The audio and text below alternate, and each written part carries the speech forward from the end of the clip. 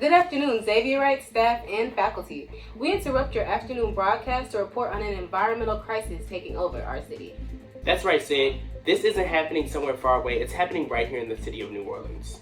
That's right. Today we'll be covering about the local wetland loss that's happening in Louisiana, and scientists and environmentalists say that it's progressing faster here than anywhere else in the United States. Faster and more dangerous.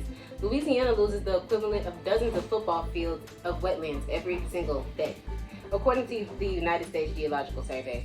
And when those wetlands disappear, New Orleans loses its natural storm protection. Wetlands serves as a natural protector, absorbing storm surges, filtering water, storing carbon, and supporting the diverse wildlife. The levee system constructed along the Mississippi River have disturbed the flow of sediment that wetlands rely on to replenish and sustain themselves. Before levees, the river naturally spread fresh sediment across the margin. It kept them healthy. But the river was locked into place to protect the cities and support the industry. The sediment could no longer reach the wetlands anymore. Without it, the land sinks faster than it can regrow.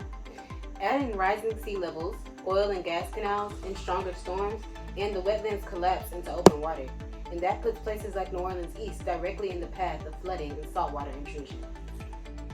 Welcome back, Xavierites. Environmentalists, scientists, and local activists have offered their perspectives on this issue. Scientists have been sounding alarms for years. Environmental researcher John Tibbetts from Environmental Health Perspectives notes that when wetlands erode, the natural protection they often offer disappears with them. That's right. And only that, the residents feel it too. Even one local resident quotes, "Without wetlands, we're just sitting ducks." And a 2023 study published in the journal Sustainability found that Louisiana's coastal population today would be nearly 20% higher if wetland loss hadn't pushed families out of their communities. And it's not just lands that are disappearing, it's people, it's history, and culture. And you know what's really shocking to me is how much of the New Orleans East is next to the sinking marshes. It's like, once people see how affected these communities are, it will really click for them. And honestly, the economic side is just as serious. I mean, those wetlands support fisheries, shrimping, crabbing, huge parts of Louisiana's economy. When wetlands disappear, those species lose their breeding grounds and entire industry struggles to survive. I mean, and not to mention tourism. People come to Louisiana for fishing, wildlife, and culture tied to the coast. If the wetlands vanish, we lose revenue, jobs, and communities built around us.